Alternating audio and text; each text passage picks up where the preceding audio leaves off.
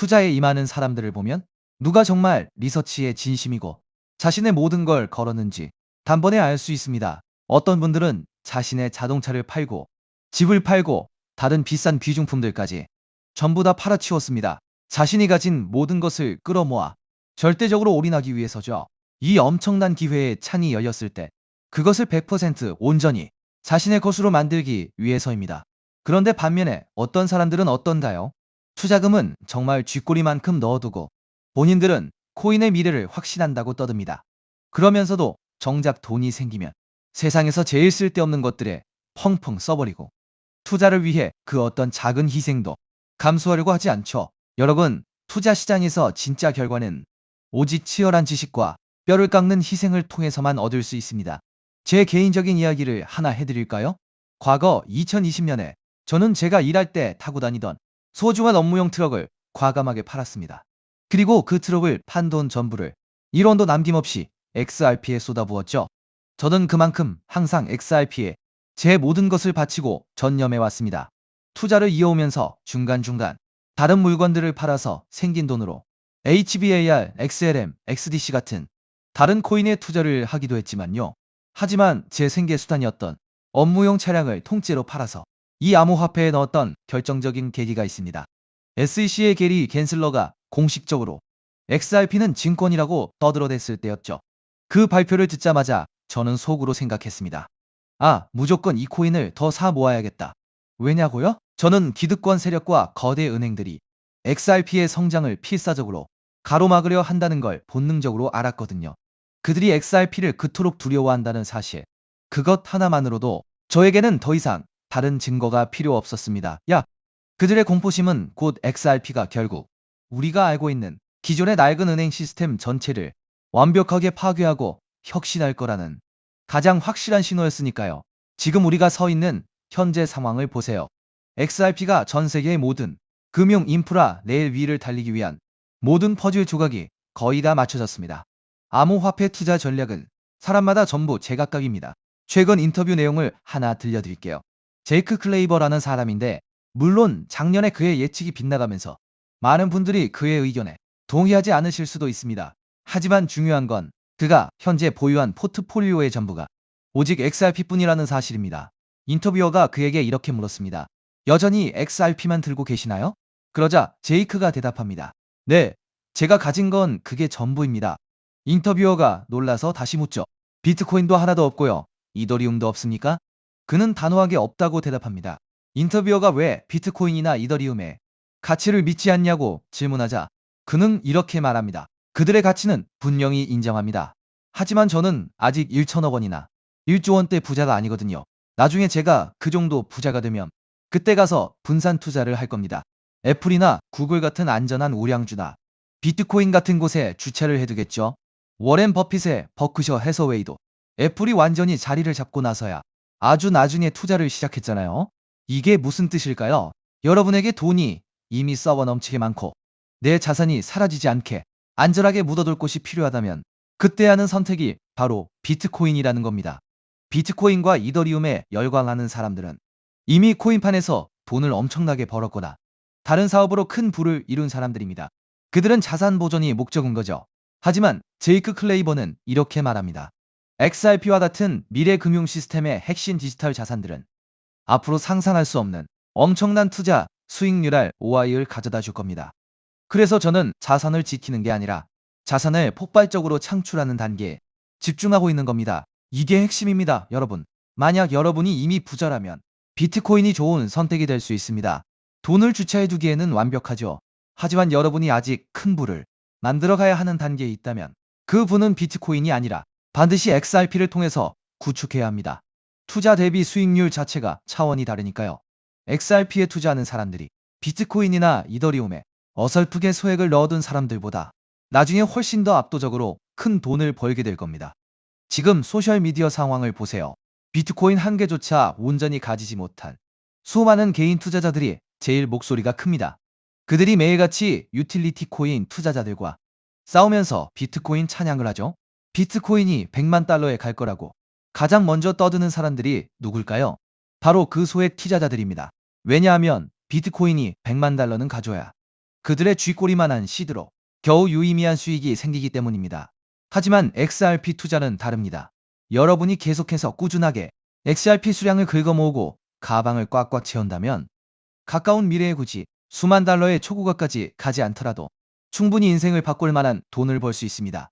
계산을 한번 해볼까요? 만약 여러분이 지금 딱 1000 XRP를 가지고 있다고 가정해 봅시다. 올해 연말쯤 되면 차트 분석가들의 예측대로 그 1000 XRP의 가치는 대략 27,000달러 수준이 될 수 있습니다. 여기서 조금 더 강세장 시나리오로 가서 우리가 기다리던 여러 촉매제들이 본격적으로 터져주기 시작한다면 어떨까요? 여러분이 가진 1000 XRP마다 5만 달러 혹은 어쩌면 10만 달러의 가치를 지니게 될 수도 있습니다. 폭발적인 투자 수익률은 절대 비트코인에 있지 않습니다. XRP야말로 거대한 기관 채택이 이루어지기 전에 평범한 직장인이나 노동자 계층이 의미 있는 수량을 모을 수 있는 가장 완벽한 암호화폐입니다. 과거 XRP 레저의 준비금 역사에 대한 배세의 트윗 내용도 주목할 만합니다. 그는 XRP 레저 준비금을 낮추는 투표에 반대한다는 입장을 밝혔죠. 2012년 초기 상황을 상상해보세요.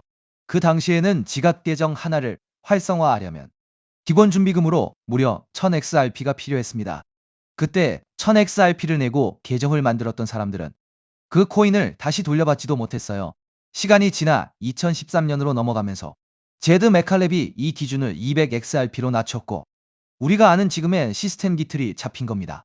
초기 설계자들이 이런 준비금 제도를 만든 건 네트워크 자원과 저장 공간, 메모리를 스팸 공격이나 디도스 DOS 공격으로부터 보호하기 위한 아주 의도적인 방어 장치였습니다. 특히 최근에는 AI 기술이 발전하면서 네트워크의 저장 공간과 메모리는 진짜 값비싼 원자재가 되어버렸죠. 그동안 우리는 단순한 검증자들의 투표를 통해 이 준비금을 계속해서 낮춰왔습니다. 200XRP에서 40XRP를 거쳐 오늘날에는 계정 활성화에 단 1XRP의 기본 준비금만 있으면 됩니다. 자, 여기서 한번 생각해 봅시다. 만약 과거에 XRP 계정을 여는 비용을 이렇게까지 낮춰주지 않았다면 어땠을까요? 지금 XRP를 보유하고 있는 사람들의 숫자는 절반의 절반도 안 됐을 겁니다. 그리고 지금 당장 1XRP라고 하면 뭐 커피 한 잔 값도 안 되는 정말 별거 아닌 푼돈처럼 느껴지시죠? 하지만 만약 나중에 XRP 한 개의 가격이 1000달러까지 간다면요? 갑자기 지갑 계정 하나를 오픈하는 데만 한국 돈으로 100만 원이 넘게 필요해집니다. 만약 XRP 한 개가 1만 달러가 된다면요? 이제는 계정 하나 만드는 데만 1000만 원이 들어간다는 뜻입니다. 그런데도 사람들은 여전히 우리 같은 일반 개인 투자자들이 결국 XRP 시장에서 완전히 가격적으로 소외되고 쫓겨날 거라는 사실을 믿지 않습니다. 하지만 시간이 지나면 반드시 무조건 일어날 현실입니다. 시장의 진정한 의미의 희소성이 나타나고 기관들의 수요가 기하급수적으로 상승할 때까지 조금만 더 기다리세요. 우리는 조만간 XRP 차트에서 인류 역사상 단 한 번도 본 적 없는 미친 듯한 가격 급등을 목격하게 될 겁니다. 그 모든 일들이 현실이 되는 그날까지 제발 인내심을 잃지 마시고 긍정적인 마인드를 유지하시면서 우리 다 함께 큰 부자가 됩시다. 이러한 상황 속에서 최근 시장에서 ISO 관련 알트코인들이 다시 강하게 움직이고 있습니다. 이미 일부 종목들은 저점 대비 몇 배씩 상승하면서 새로운 메타로 주목받고 있는데요. 작년까지만 해도 시장을 이끌었던 건 AI 메타, RWA 메타, 밈코인 메타였습니다. 그리고 한동안은 솔라나 생태계, 디핀, 게임파이 같은 테마들이 순환매를 만들기도 했죠. 그런데 2026년에 들어오면서 트럼프 정부의 친암호화폐 정책 기대감이 커지고 미국 금융권과 결제 시스템 쪽에서 디지털 자산과 관련된 움직임이 계속 나오고 있습니다. 그 중에서도 시장이 다시 주목하고 있는 키워드가 바로 ISO 2002입니다. 이미 ISO 2002와 관련된 일부 알트코인들은 단기간에 큰 상승을 보여줬고 투자자들 사이에서는 다음 순환매가 어디로 갈 것이냐라는 관심이 커지고 있습니다. 그럼 도대체 ISO 2002가 무엇이길래 전 세계 금융권과 암호화폐 시장이 이렇게 주목하고 있는 걸까요? 쉽게 설명드리면 ISO 2002는 국제 송금과 결제 과정에서 사용하는 금융 메시지의 표준 규격이라고 볼 수 있습니다. 우리가 해외로 돈을 보낼 때 단순히 돈만 이동하는 게 아닙니다. 보내는 사람의 정보, 받는 사람의 정보, 은행 정보, 결제 목적, 처리 방식 등 수많은 금융 데이터가 함께 이동합니다.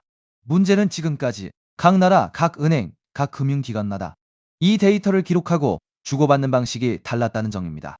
어떤 은행은 A라는 방식으로 정보를 처리하고 다른 은행은 B라는 방식으로 처리합니다. 그러다 보니 국제 송금 과정에서 중간 확인 절차가 많아지고 시간도 오래 걸리고 수수료도 비싸질 수밖에 없었습니다. 우리가 해외 송금을 하면 바로 도착하지 않고 며칠씩 걸리는 경우가 있는 이유도 바로 이런 구조적인 비효율 때문입니다. 그런데 ISO 20002가 자리 잡게 되면 전 세계 금융기관들이 공통된 금융 메시지 표준을 사용하게 됩니다. 쉽게 말해서 각자 다른 언어로 대화하던 은행들이 이제 하나의 공통 언어를 쓰게 되는 겁니다.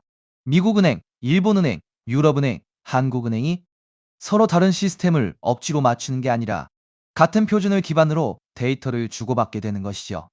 이렇게 되면 국제 결제와 송금은 훨씬 더 빠르고 정확하고 저렴해질 가능성이 커집니다. 바로 이 지점에서 블록체인과 암호화폐 프로젝트들이 주목을 받는 겁니다. 특히 리플 같은 프로젝트는 애초부터 국제 송금과 결제 시장을 겨냥해 만들어졌기 때문에 ISO 2002 흐름과 함께 자주 언급되고 있습니다. 실제로 여러 나라의 중앙은행과 대형 금융기관들은 이미 ISO 2002 전환을 진행하고 있거나 관련 시스템을 도입하고 있습니다. 한국금융권 역시 이 흐름에서 예외가 아닙니다. 결국 과거 국제송금 시장의 중심이 스위프트 같은 기존 시스템이었다면 앞으로는 ISO 2002를 기반으로 한 새로운 결제 표준이 점점 더 중요해질 수 있다는 겁니다. 그렇다면 이런 흐름에서 가장 먼저 떠올릴 수 있는 코인은 무엇일까요? 첫 번째는 당연히 리플, XRP입니다. ISO 관련 코인 이야기를 할 때 XRP를 빼놓고 말하기는 어렵습니다. 리플은 국제 송금과 기관 간 결제 솔루션을 목표로 해왔고 리플렛이라는 네트워크를 통해 금융기관 간 자금 이동을 더 빠르고 효율적으로 만드는데 초점을 맞춰왔습니다. 그래서 ISO 2002 관련 이슈가 나올 때마다 가장 먼저 시장에 관심을 받는 종목 중 하나가 바로 XRP입니다. 차트적으로도 XRP는 한번 움직이기 시작하면 시장의 관심을 강하게 빨아들이는 특징이 있습니다. 그리고 이미 많은 투자자들이 ISO 2002 대표 종목으로 XRP를 인식하고 있기 때문에 이 테마가 다시 살아날 경우 가장 먼저 수급이 몰릴 가능성이 있습니다. 두 번째로 볼 수 있는 종목은 스텔라 루멘 XLM입니다. 스텔라 루멘은 업비트 워너마켓에도 상장되어 있기 때문에 국내 투자자들에게도 익숙한 종목입니다. 스텔라는 리플과 뿌리가 닿아 있는 프로젝트로도 잘 알려져 있습니다. 스텔라의 창립자인 제드 맥케일럽은 리플 공동 창립자 출신이기도 하죠. 리플이 기관 간 국제 송금과 결제에 더 초점을 맞췄다면 스텔라는 개인 간 송금, 소액 결제, 그리고 디지털 자산 발행에 더 특화된 성격을 가지고 있습니다. 쉽게 말해서 리플이 대형 금융기관 중심의 결제망이라면 스텔라는 조금 더 실생활 결제와 소액 송금에 가까운 역할을 한다고 볼 수 있습니다. 그래서 XRP와 XLM은 차트 움직임도 비슷하게 나오는 경우가 많습니다. 실제로 과거에도 XRP가 강하게 움직일 때 XLM이 뒤따라 움직이는 흐름이 자주 나왔습니다. 현재도 XLM은 급등 이후 조정과 횡보를 거치면서 다음 움직임을 준비하는 듯한 모습을 보여주고 있습니다. 세 번째로 볼 수 있는 종목은 아이오타입니다. 아이오타는 사물 인터넷, 즉 IoT 생태계와 관련된 프로젝트입니다. 일반적인 블록체인과는 조금 다르게 기계와 기계가 데이터를 주고받고 소액 결제를 처리하는 환경에 초점을 맞추고 있습니다. 예를 들어 미래에는 자동차, 스마트 기기, 센서, 로봇 같은 장치들이 서로 데이터를 교환하고 필요한 비용을 자동으로 결제하는 시대가 올 수 있습니다. 아이오타는 바로 이런 시장을 겨냥한 프로젝트입니다. 수수료 없는 소액 거래, 데이터 전송, 사물 인터넷 기반 결제 시스템이라는 특징 때문에 ISO 2002 관련 테마 안에서도 자주 언급되는 종목입니다. 아이오타 역시 과거 저점 대비 강한 상승을 보여준 적이 있고 현재는 일정 구간에서 횡보하면서 다시 방향성을 만들고 있는 모습입니다. 네 번째는 헤데라, 해시그래프, HBAR입니다. 헤데라는 일반적인 블록체인과는 다른 해시그래프 구조를 사용하는 프로젝트입니다. 빠른 처리 속도, 낮은 수수료, 높은 확장성, 그리고 기업용 네트워크에 적합한 구조를 강점으로 내세우고 있습니다. 특히 헤데라는 대기업과 기관들이 활용할 수 있는 분산형 공용 네트워크를 목표로 하고 있기 때문에 결제, 데이터 처리, 인증, 토큰화 같은 영역에서 활용 가능성이 크다고 평가받습니다. 과거에도 HBAR는 ISO 관련 기대감과 함께 단기간에 매우 강한 상승률을 보여준 적이 있습니다. 다만 이미 크게 오른 구간에서는 추격 매수가 부담스러울 수 있기 때문에 항상 차트 위치와 리스크 관리는 중요합니다. 여기까지가 대부분의 투자자들이 알고 있는 대표적인 ISO 관련 코인들입니다. 리플, 스텔라, 아이오타, 헤데라. 이 종목들은 이미 시장에서 많이 알려져 있고 어느 정도 상승도 먼저 나온 상태입니다. 그런데 오늘 제가 더 집중해서 보고 있는 건 바로 마지막 히든 코인입니다. 이 코인은 단순히 송금만 담당하는 프로젝트가 아닙니다. 리플이 국제 송금을 담당하고 스텔라가 소액 결제에 특화되어 있고 헤드라가 빠른 합의 알고리즘과 기업용 네트워크를 담당한다면 오늘의 히든 코인은 이 서로 다른 네트워크들을 연결해주는 역할에 가깝습니다. 쉽게 말해 여러 블록체인과 금융 네트워크 사이에서 데이터와 자산이 이동할 수 있도록 돕는 연결 통로 역할을 하는 겁니다. 이게 왜 중요하냐면 앞으로의 금융 시스템은 하나의 코인이나 하나의 네트워크만으로 돌아가지 않을 가능성이 높기 때문입니다. 리플, 스텔라, 헤드라, 아이오타, 알고랜드 등 각각의 프로젝트가 맡는 역할이 다릅니다. 어떤 프로젝트는 송금에 강하고 어떤 프로젝트는 소액 결제에 강하고 어떤 프로젝트는 데이터 처리에 강하고 어떤 프로젝트는 기업용 네트워크에 강합니다. 그런데 이 모든 네트워크가 서로 따로따로 움직인다면 진정한 금융 표준화라고 보기 어렵습니다. 결국 중요한 건 서로 다른 네트워크들이 연결되고 데이터가 공유되고 자산이 이동할 수 있는 구조입니다. 오늘의 히든 코인은 바로 이 연결성, 즉 크로스체인과 상호 운용성 측면에서 중요한 역할을 할 가능성이 있는 종목입니다.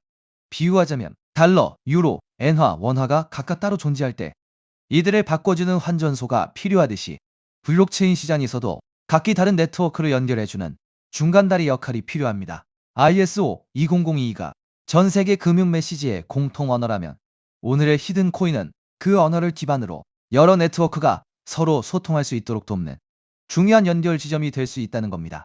제가 이 종목을 더 흥미롭게 보는 이유는 이미 많이 오른 ISO 관련 종목들과 비교했을 때 상승률이 상대적으로 낮다는 점입니다.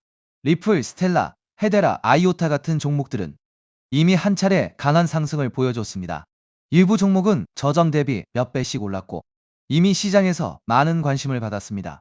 반면 오늘의 히든 코인은 같은 ISO 관련 테마 안에 있으면서도 아직 상승률이 비교적 낮은 편입니다. 오늘의 이 히든 코인은 ISO 2002에 등록된 코인 중 상승률이 작년 11월 대비 98%밖에 안 올랐는데요. 따라서 앞서 설명드린 코인들에 비해 상승률이 낮고 현재 매우 저평가되어 있다고 볼 수 있는 것이죠. 작년 11월 대비 ISO 2만이 종목들은 평균 600% 이상씩 올랐기 때문에 지금 현재 매수를 하기가 매우 부담스러운 상황입니다. 하지만 오늘의 히든 코인은 앞서 말씀드린 대로 98% 정도밖에 안 올랐기 때문에 다른 ISO 2002 코인들의 상승률과 비교해 보았을 때 앞으로 이 상승률의 차이인 500% 정도는 바로 상승할 여력이 있다고 볼 수 있겠습니다. 그리고 현재 거래량이 매우 줄어들고 있고 보시는 것과 같이 박스권 구간에 있기 때문에 패지를 개미털기가 어느 정도 완료되었다고 볼 수 있으며 지금 조금씩 거래량을 올려가고 있기 때문에 오늘 또는 내일 정도면 이 박스권 상단을 돌파 후 500% 정도의 상승세가 예상이 되는 자리라고 볼 수 있습니다. 항상 코인 시장은 변동성이 크고 테마가 살아나더라도 종목별로 움직임은 다르게 나올 수 있습니다.